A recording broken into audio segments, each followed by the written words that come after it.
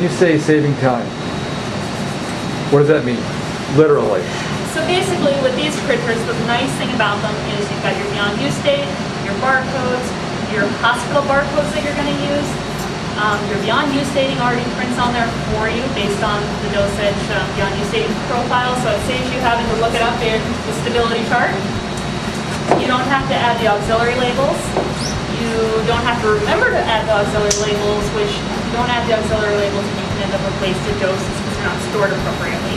Where did you normally keep all your auxiliary labels? Out here, outside. As you compound them in a hood here, we want to avoid using or having excessive amounts of paper and labels and such in here. So you compound here, you fill out your label, you look up your dating, then we have to go outside and remember those auxiliary stickers. So that's another process after you leave this room. Yes. And I can print you out a label to show you what our old labels look like compared to our new labels. So this was that extra step, and you had to come out here and then apply these. Yes.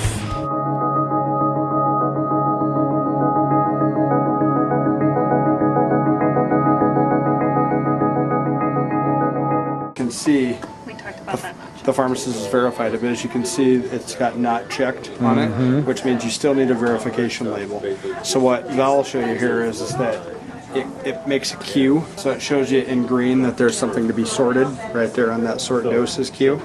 So the technician would pull that up, and they can look what's in there to be sorted by going to the sortable dose queue, or they can even just check to see if this has been checked by scanning the dose ID barcode. So essentially, you scan it, and it says this dose has been sorted successfully, and then we'll get a verification label print off of this printer here. I just look at it and I So that's the verification label that covers up the not checked section of our stock product there. And then essentially we take this verification label and put it right over the top of that not checked section.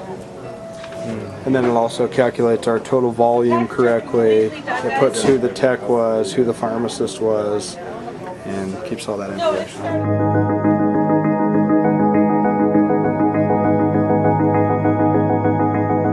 Now that we've had it running for 2 months now, we really haven't had any issues that I can think of.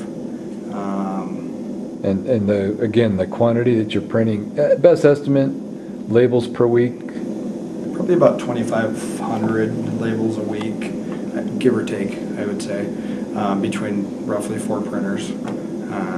Have we changed the cartridges in those? Yes. Loading cartridges and paper is very, very Simple. user-friendly. Very Yep. user-friendly. That's a good point. Yeah, it's very easy to load the paper and load the cartridge. So it doesn't take a rocket scientist to come realign your Zebra printer. You don't have to call IS. I don't have to train a technician on how to load paper or ink, Yep. and that's definitely beneficial. Yep.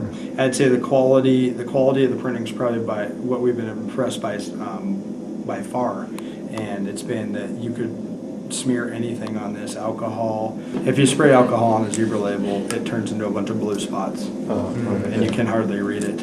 Whereas we've sprayed alcohol on this, we've rubbed Vaseline on it, we rubbed everything we could on there, and it didn't smear. We literally tried to destroy it. But it's media specific though. I mean, Exactly. you know, we That's had one other label that was cheaper that we tried to utilize, True. and it smeared. Even just picking up. It's not just ink, it is, you're absolutely right, it's the media and the ink combination. Yeah, absolutely.